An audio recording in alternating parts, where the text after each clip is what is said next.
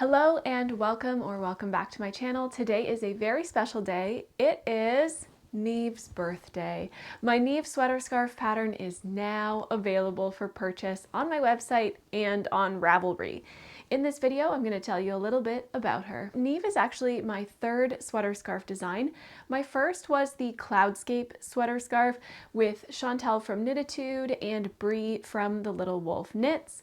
The next one I did was the Kaya sweater scarf. That one is actually a free pattern here on my YouTube channel, and now Niamh joins the sweater scarf family. I do think I have one more sweater scarf idea in me that is worth bringing to fruition, but then I might be done. I don't know.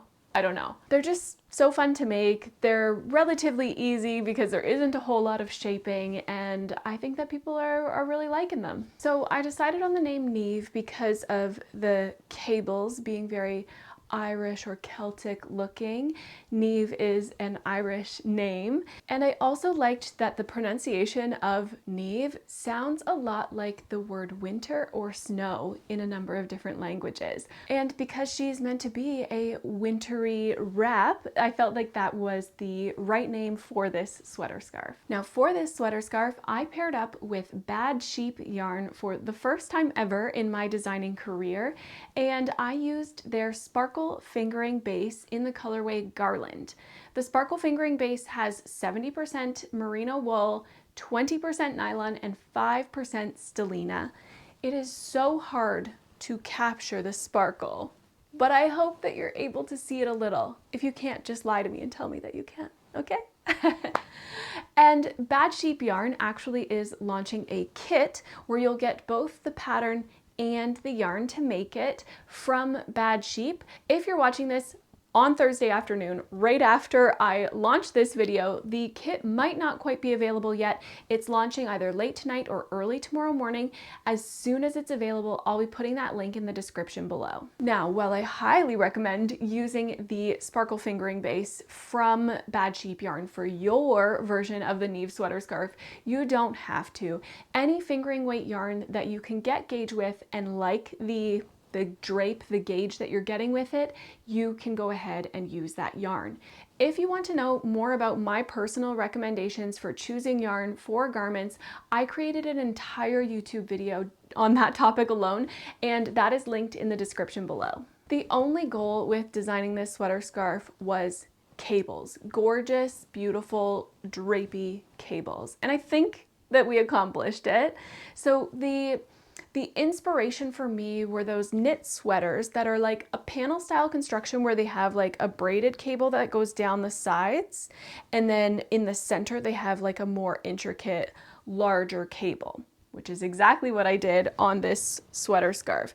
So it's worked from end to end. So you're working the small braided cable on either end of your row, and then this big lattice cable through the center of the row. The braided cable has a 4-row repeat, so it's 2 rows of cabling and 2 rows of just half double crocheting across. And then the lattice in the middle is a 16-row repeat. So it is a much larger cable.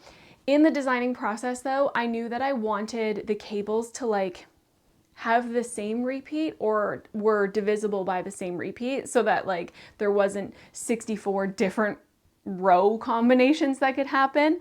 So that's why I went with a 4-row repeat and a 16-row repeat. So by the time you finish the first repeat of the lattice, you've completed 4 repeats of the braid. You get pretty used to at least the braid really quickly making this because it is just 6 cabling stitches, and it's either crossed this way or it's crossed that way. That's it. You're only memorizing 2 rows. The lattice takes a little bit longer, but you do get the hang of it because you repeat it a number of times across the entire sweater scarf. Now, if you're hearing me talk about cables and you're feeling a little anxious, you're feeling a little flutter, that's okay. While I would not recommend this pattern for absolute beginner crocheters, it is cabling. It's not easy, it's not beginner friendly, but I've made these cables as accessible as possible to the widest variety of learners that I possibly can. In the pattern, I've given row by row instructions, which to me just make my brain melt. I would not be able to follow a row by row instructions for cabling where it's like, cross back over the 2 skipped stitches and work your front post triple crochets. My brain just shuts off when I see stuff like that, but I recognize that some people, that's how they thrive. So I put row by row instructions in the pattern. And if you're like me and the row by row instructions would just shut your brain right down, that's okay. I have 2 more options coming at you. The first is I hired Leanna from Crafty Bones to create some stitch charts for me. So there are 3 different charts. There's one for the small cable, the braided cable. There's one for the lattice cable in the center. And then there's one that spans the whole width of the scarf. So it has the braids on either side and the lattice in the middle. If you've never read a stitch chart before and you've seen them and you're like, that looks crazy, I will never be able to understand that, I promise you it's way easier than you think it is. If you just take a minute and like actually look at the symbols and actually look at the rows, you'll be like, oh yeah, that is actually quite easy. So those stitch charts are in the pattern and will hopefully make things a whole lot easier for you. And they also partner really well with those row by row instructions. So if you're feeling like, I'm not sure if this one's supposed to cross over or cross under, you can quickly look at the stitch chart and see like, oh, it crosses under. Okay, we're good. So I feel like they kind of complement each other. Then the third option for you is I've created video tutorials.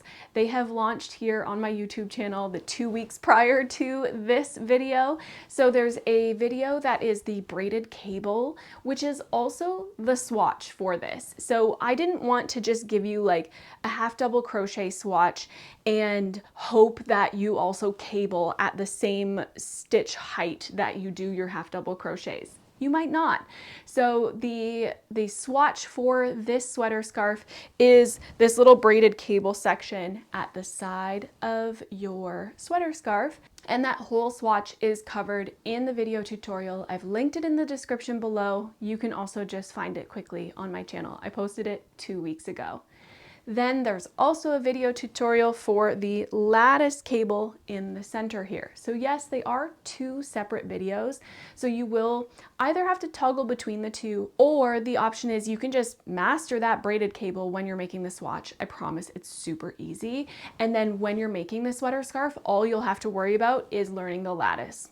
Easy peasy. 3 options: row by row instructions, the stitch charts, and the video tutorials. They'll all help you to get through these cables even if you've never done crochet cables before. So let's talk a little bit about the construction of this. It starts on one cuff and you go all the way around and then ends on the other.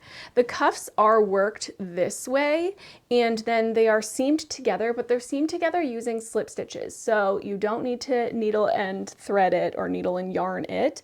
It is just slip stitches. It also helps the cuff to look more seamless, right? If you're seaming it with the stitch that you're working in, it just, you don't even notice. You don't even notice.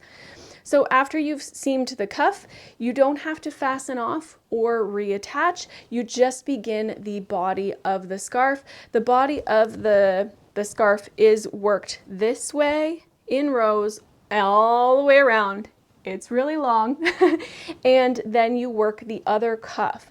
Now the other cuff, because it's worked this way, the pattern has instructions for at the end of each row when you're working back towards the body of the scarf, how to slip stitch it into the body of the scarf.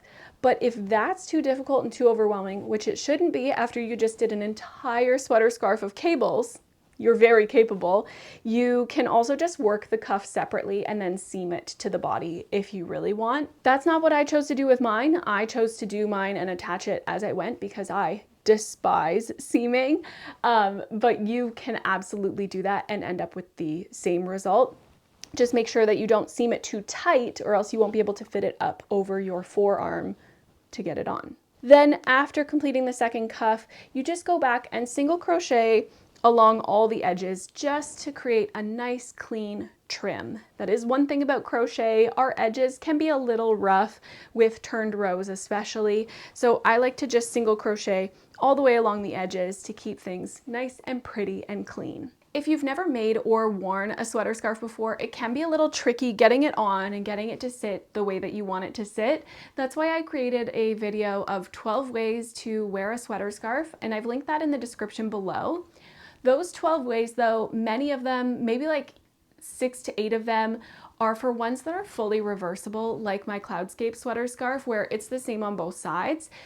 Obviously, Niamh, all of the cables are on one side, so all 12 of them are unlikely to work for this sweater scarf, but that will give you a jumping off point for learning the basics of wearing a sweater scarf. And that's all for the Niamh sweater scarf. Don't forget to check out the links in the description below to the yarn that I use, the kits once they're available, and just the pattern if you want just the pattern on my website and Ravelry. Some helpful videos are down there as well too. And don't forget to subscribe to the channel for future educational crochet content, some upcoming free patterns, and more vlog style videos coming again soon. Thanks everyone, happy crocheting. Bye-bye.